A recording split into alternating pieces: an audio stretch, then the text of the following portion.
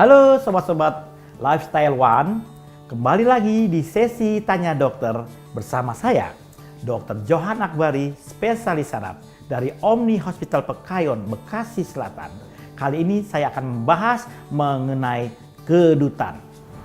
Kedutan secara ilmu kesehatan, khususnya di ilmu neurologi, itu adalah salah satu yang namanya listrik yang berlebihan di tempat itu.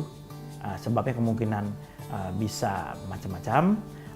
Salah satunya adalah mungkin kalau ada kedutan yang di mata itu, kalau disebutnya adalah adanya kecapean, kurang istirahat, atau sudah optimal bahkan maksimal kerjanya seseorang itu, atau dia terlalu lelah atau stres yang tinggi yang di bawah sadarnya mengeluarkan zat yang namanya adrenalin sehingga merangsang saraf-saraf di kedutan itu. Salah satunya sarafnya namanya saraf trigeminal atau saraf nervus 5. Nah, itu dia. Sebenarnya kedutan itu banyak faktor ya. Kalau kedutannya yang tadi itu disebutnya yang di mata disebutnya blepharospasm. Kedutan yang terlepas dari listrik di saraf nomor 5 atau trigeminal syndrome di situ. Ada juga kedutan di daerah otot, di lengan juga ada ya. Ada juga kedutan di bibir ya, kedutan itu gangguan di saraf nomor 7 ya, bibir bergerak-gerak. Itu kemungkinan memulai terjadi salah satunya mungkin stroke, mau terjadi stroke ya. Atau bisa juga kedutan di sini kemungkinan ada kekurangan kalsium di ototnya, terjadi kedutan juga. Atau ada kedutan di tiba-tiba dia kakinya itu juga otot yang kekurangan kalsium bisa juga, atau tidak simbangan kalsium juga bisa. Kedutan sih sebenarnya kalau cuma hilang timbul lalu nanti berapa hari kemudian sembuh, ya itu hal yang biasa, mungkin istirahat atau siapa tahu kita kekurangan kalsium atau apa. Tapi kalau kedutannya sampai lama nggak sembuh-sembuh gitu ya, misalnya lebih dari seminggu kok masih begini juga, dan bahkan kedutannya bisa seharusnya 10 detik atau 10 detik atau sampai 15 detik. Ya, kalau sampai 1 jam kedutannya nanti disangkanya kita genit sama orangnya.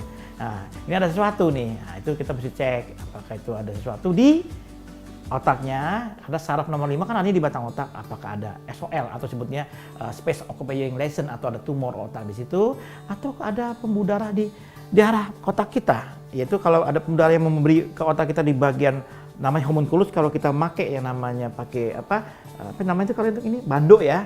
Ini kayak bando, ini saraf ini kalau ditekan di sini di kaki bergoyang.